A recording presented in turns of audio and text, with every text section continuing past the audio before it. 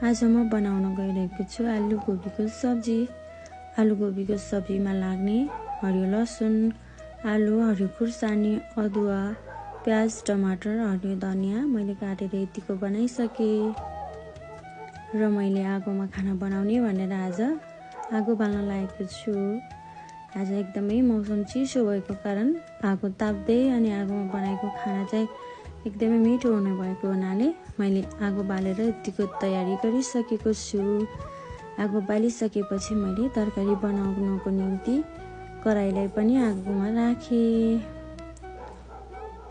दाउराहरू नमिलेको कारण मैले फेरि त्यसलाई मिलाएर कराई तात्नको निम्ति यसरी चुलोमा छोडिदिएँ। कराई तातेर यतिको भइसकेपछि मैले कराईमा राखेँ तेल। मैले तेल राखिसकेपछि फेरि मलाई अलिकति तेल कम भए जस्तो लाग्यो र मैले त्यसमा फेरि थोरै तेल थपिदिएँ। यतिको तेल राखिसकेपछि तेल तातेपछि मैले त्यसमा राखेँ मेथी। मेथी हल्का रातो भइसकेपछि मैले तेलमा राखेँ ज्वानो पनि अलिकति रातो भइसकेपछि मैले अघि काटेर राखेको हरियो लसुनलाई राखेँ। हरियो लसुन अलिकति रातो भइसकेपछि मैले त्यसमा काटेर राखेको प्याजलाई पनि मिसाइदिएँ। सबै प्याजहरूलाई मिसाएर मैले प्याजलाई हल्का फ्राई हुने गरी चलाएँ।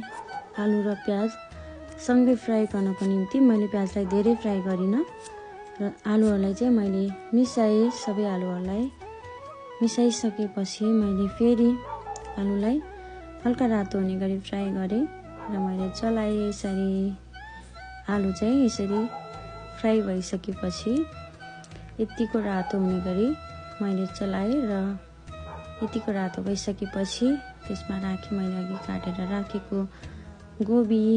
सबै गोबीहरूलाई मैले एक एक गरी मिसाइसकेको छु।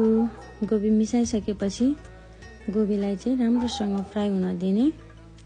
आलुभन्दा गोबी छिटो पाक्ने भएकोले मैले आलुलाई पहिले नै राखेर फ्राई गरिसकेको थिएँ र त्यसपछि मैले गोबीलाई राखेँ। गोबी छिटो पाक्छ त्यसरी मैले ढिला नै राखेँ।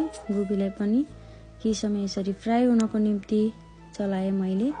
आगो एकदमै चर्को भएको हुनाले हावा पनि चलिरहेको थियो।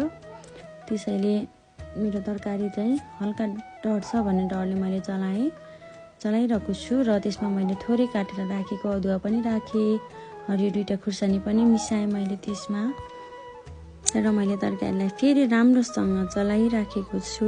तरकारीमा सबै कुरा मिक्स भइसकेपछि मैले